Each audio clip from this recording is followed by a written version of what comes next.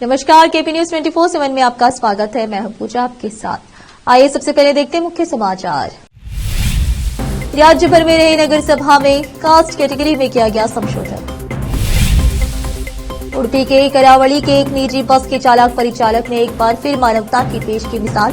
बीमार युवती के लिए बस को ही अस्पताल ले गया चालक।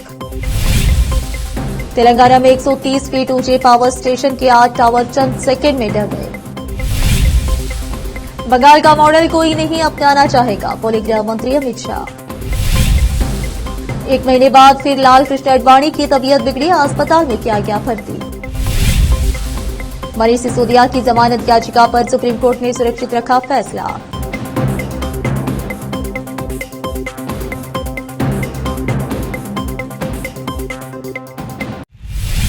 अब समाचार विस्तार से।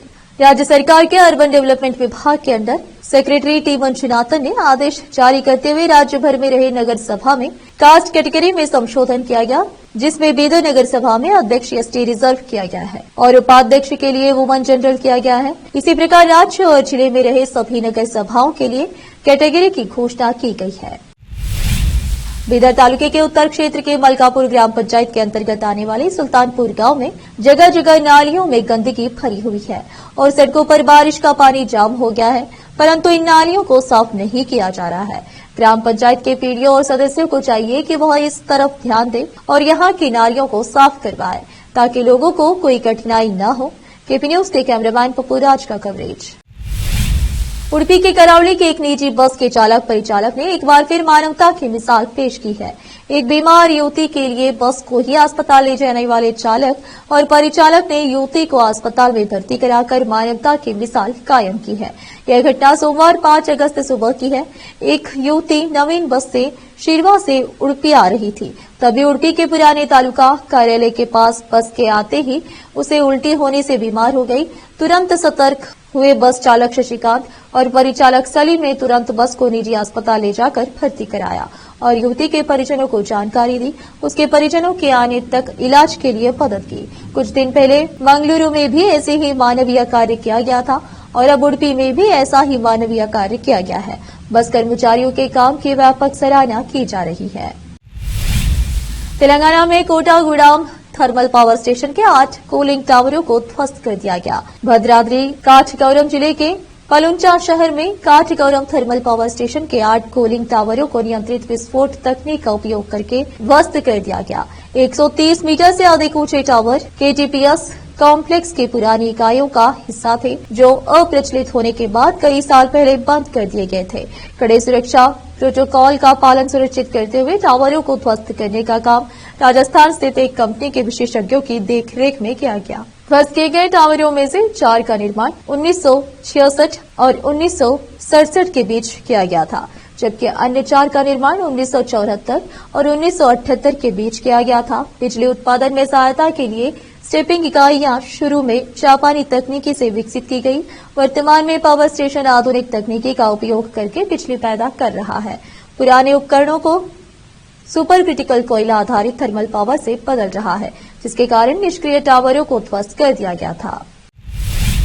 संगारेड्डी जिला के मुगदमपल्ली मंडल के मदगी गांव में तेलंगाना की नई सरकार बनने के बाद क्लीननेस ग्रीननेस स्वच्छदनम पच्चदनम कार्यक्रम मडगी ग्राम पंचायत में किया गया। पूर्व सरपंच अरशद जमा पटेल ने स्कूल का दौरा किया, स्वच्छता और हरियाली देखी, आंगनबाड़ी और प्राथमिक और उच्च विद्यालय के मध्याह्न भोजन की जांच की।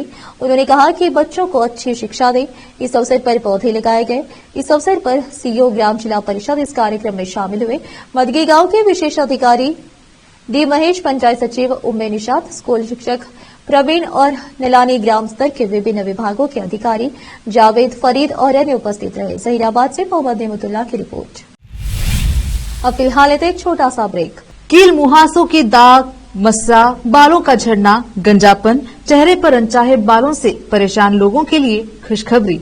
अब इन सभी प्रकार की समस्याओं को दूर करने के लिए शहर बीदर में खुल गया है Biyani skin and hair clinic, cosmetic and laser centre, जहां पर त्वचा, बालों एवं चेहरे पर दाग धब्बे, शरीर में खुजली, नाखूनों से संबंधित बीमारी के अलावा और भी कई बीमारियों का इलाज किया जाता है। इसके अलावा बीदर में पहली बार यहां पर अनचाहे बालों को निकालने के लिए लेजर ट्रीटमेंट अवेलेबल है। अपने खोए हुए बालों के लिए पीआरपी और जीएफसी थेरेपी अवेलेबल है। यहाँ पर लेजर द्वारा टैटू भी रिमूव किया जाता है और मस्से भी निकाले जाते हैं। Doctor Vinay Kumar Biyani MBBS MD, consultant dermatologist, cosmetologist and trichologist की निगरानी में चलाए जाने वाले स्किन एंड हेयर क्लिनिक में आकर अपनी बीमारियों और समस्याओं को दूर कीजिए और इस क्लिनिक के इलाज से फायदा उठाइए।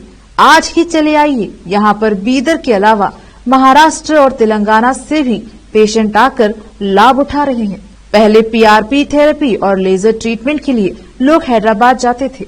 अब यह सब चीजें यहीं बीदर में उपलब्ध है। नई कमान के पास बस स्टॉप के सामने बिल्डिंग में हमारा क्लिनिक है। चले आइए Biyani skin and hair clinic, cosmetic and laser centre. Timing सुबह 11 बजे से 9 बजे तक, 11 to 9 PM। अपॉइंटमेंट के लिए इस नंबर पर संपर्क कीजिए 9243573333। ब्रेक के बाद आपका स्वागत है। आइए देखते हैं समाचार। गृह मंत्री अमित शाह ने मंगलवार को लोकसभा में तृणमूल कांग्रेस के सदस्य सौगत राय के प्रश्न के उत्तर में कटाक्ष करते हुए कहा कि देश का कोई भी राज्य अपने यहां पश्चिम बंगाल का मॉडल नहीं अपनाना चाहेगा। राय ने सदन में प्रश्नकाल के दौरान वामपंथी उग्रवाद से जुड़ा पूरक प्रश्न पूछा था। उन्होंने चर्चा के दौरान कहा कि ममता सरकार ने राज्य में काफी हद तक वामपंथी उग्रवाद को कंट्रोल किया है। सौगत राय ने कहा, पश्चिम बंगाल में वामपंथी उग्रवाद हुआ, लेकिन ममता सरकार ने राज्य में इसे कंट्रोल करने का काम किया। राज्य में ट्राइबल को नौकरी दी गई, जिससे वामपंथी उग्रवाद अब वहां बंद हो गया है। उन्होंने कहा, पश्चिम बंगाल में पहले इस तरह की घटनाएं खूब होती थी, लेकिन ममता बनर्जी सरकार की कोशिशों से अब बंगाल ने इस पर लगाम कस ली है। उन्होंने ममता सरकार के पश्चिम बंगाल मॉडल की तारीफ की। उन्होंने केंद्र सरकार से सवाल पूछा कि क्या केंद्र सरकार वामपंथी उग्रवाद को रोकने के लिए किए गए पश्चिम बंगाल के प्रयासों की स्टडी करेगी, ताकि ये मॉडल अन्य राज्यों में अपनाया जाए, जिसे वो छत्तीसगढ़ समेत कई जगहों पर कंट्रोल नहीं कर पा रहे हैं। बीजेपी के वरिष्ठ नेता लालकृष्ण आडवाणी की तबीयत अचानक बिगड़ गई है। उन्हें दिल्ली के अपोलो अस्पताल में भर्ती कराया गया है। बता दें कि 1 महीने पहले ही आडवाणी को अस्पताल से छुट्टी मिली थी। सूत्रों के अनुसार 96 वर्षीय आडवाणी की हालत स्थिर है और उन्हें निगरानी में रखा गया है। आडवाणी को न्यूरोलॉजिस्ट डॉक्टर विनीत सूरी की देखरेख में भर्ती कराया गया है। पिछले महीने अपोलो अस्पताल में भर्ती होने से कुछ दिन पहले आडवाणी को अखिल भारतीय आयुर्विज्ञान संस्थान एम्स में भी भर्ती कराया गया था। इसी साल मार्च में आडवाणी को देश के सर्वोच्च नागरिक सम्मान भारत रत्न से नवाजा गया था। राष्ट्रपति द्रौपदी मुर्मू ने आवास पर जमकर आडवाणी को सम्मानित किया था। इस समारोह में उपराष्ट्रपति जगदीप धनखड़, पीएम नरेंद्र मोदी, रक्षा मंत्री राजनाथ सिंह, गृह मंत्री अमित शाह सहित लालकृष्ण आडवाणी के परिवार के लोग मौजूद थे। उन्हें बीजेपी के मार्गदर्शक नेताओं में से एक माना जाता है। पीएम मोदी ने अपने तीसरे कार्यकाल में शपथ ग्रहण समारोह से पहले भी लालकृष्ण आडवाणी से मुलाकात की थी। पूर्व विदेश मंत्री सुषमा स्वराज की पुण्यतिथि पर मंगलवार को दिल्ली के लोधी रोड स्थित वीर सावरकर पार्क में उनकी बेटी और भाजपा सांसद बांसुरी स्वराज ने पौधारोपण किया। अपनी मां को याद कर भावुक बेटी बोली कि वक्त भी उनके दुख को नहीं भर पाएगा। बांसुरी ने कहा, आज 5 वर्ष हो गए जब कृष्णा मेरी मां को मुझसे चुरा करके हमसे ले गए थे। कुछ गम ऐसे होते हैं जिनकी भरपाई समय भी पूरी नहीं कर सकता है।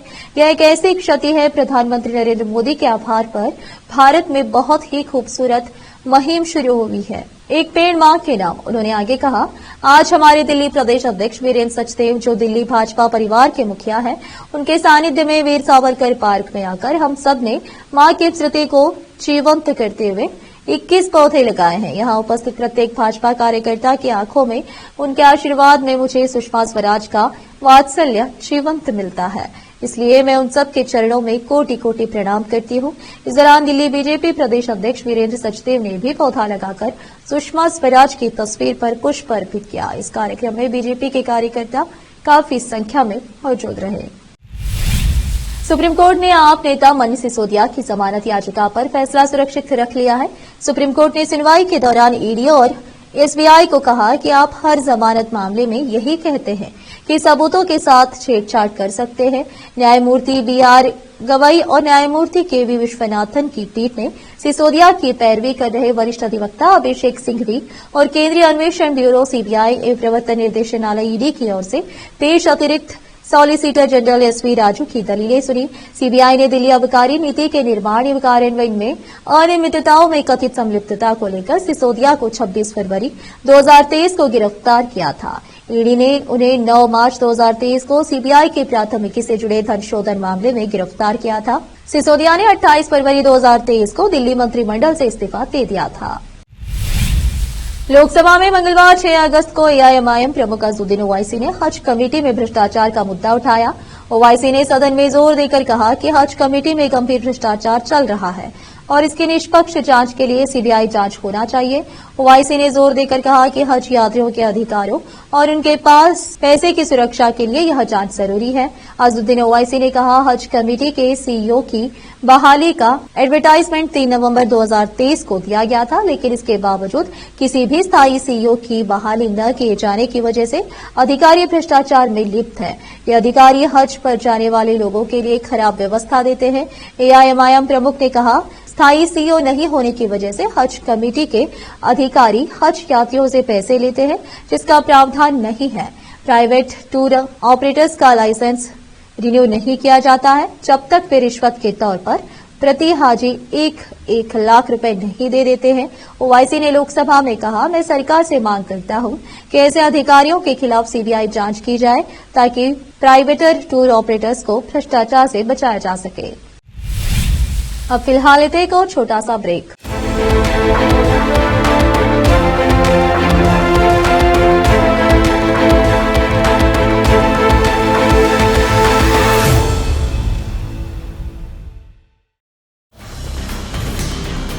हिंदुस्तान के हर कोने में हम हैं मौजूद।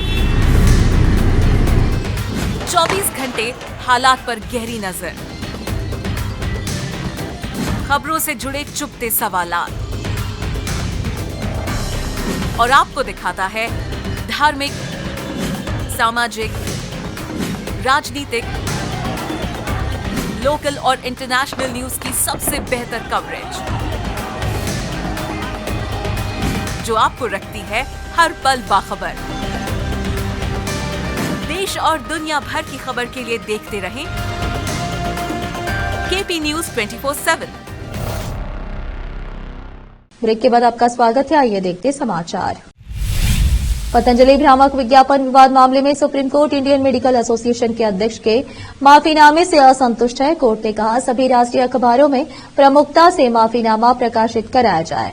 दरअसल इंडियन मेडिकल एसोसिएशन के अध्यक्ष डॉक्टर आरवी अशोकन द्वारा मांगी गई माफी की प्रकृति पर सुप्रीम कोर्ट ने अपनी नाराजगी जाहिर की है। सुप्रीम कोर्ट ने अशोकन को कहा, उन सभी अखबारों में जिनमें वह साक्षात्कार छपा था, आपको अपने पैसे से माफीनामा छपवाना होगा, न कि एआईएमआईएम के पैसे से। इसके साथ ही पीठ ने कहा कि इंडियन मेडिकल एसोसिएशन अध्यक्ष प्रेस ट्रस्ट ऑफ इंडिया को सिर्फ माफी भेजकर अपना पल्ला नहीं झाड़ सकते।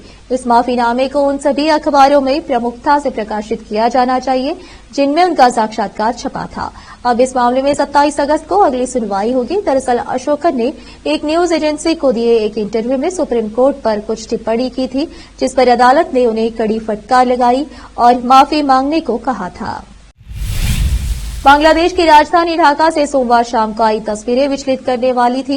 प्रदर्शनकारी प्रधानमंत्री शेख हसीना के सरकारी और निजी आवास में घुस गए थे। वहां जमकर तोड़फोड़ और लूटपाट की गई। उग्र प्रदर्शनकारियों ने बांग्लादेश की संसद में भी घुसकर उत्पात मचाया। प्रदर्शनकारियों ने बांग्लादेश के संस्थापक शेख मुजीब उर रहमान की आदमकद प्रतिमा पर चढ़कर उसे हथौड़े से तोड़ने की कोशिश की, जिसमें जब वो कामयाब नहीं हुए तो उसे मशीन के जरिए ढहा दिया गया। ढाका में शेख की प्रतिमा के साथ किया गया व्यवहार विचलित करने वाला था। यह उस शेख की प्रतिमा थी जिसे बांग्लादेश की आजादी का नायक माना जाता है। आखिर में फिर एक बार नजर डालते हैं मुख्य समाचारों पर। राज्य भर में रही नगर सभा में कास्ट कैटेगरी में किया गया संशोधन। उडुपी के करावली के एक निजी बस के चालक परिचालक ने एक बार फिर मानवता की पेश की मिसाल। बीमार युवती के लिए बस को ही अस्पताल ले गया चालक। तेलंगाना में 130 फीट ऊंचे पावर स्टेशन के 8 टावर चंद सेकंड में ढह गए। बंगाल का मॉडल कोई नहीं अपनाना चाहेगा, बोले गृह मंत्री अमित शाह। 1 महीने बाद फिर लाल कृष्ण आडवाणी की तबीयत बिगड़ी, अस्पताल में किया गया भर्ती। मनीष सिसोदिया की जमानत याचिका पर सुप्रीम कोर्ट ने सुरक्षित रखा फैसला।